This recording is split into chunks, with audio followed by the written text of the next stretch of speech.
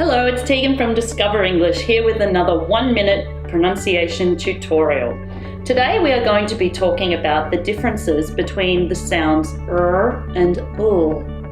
Appears at the start of the words red, raw and race. Ul appears at the start of the words lead, law and lace. It's very important to know what's happening inside your mouth when you make these sounds. When you produce the sound ul, the tip of your tongue needs to tap the ridge behind your front teeth. Lead, love, lace, law. Nothing is happening on the outside of my mouth. You can't see my tongue, so it's very difficult to know what's happening inside my mouth. When you make the sound you need to tap your tongue behind that ridge. It's further back in your mouth.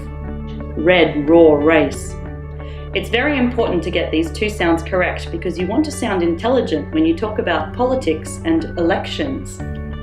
Thanks for watching this 1-minute pronunciation tutorial. I really hope you have a lovely day.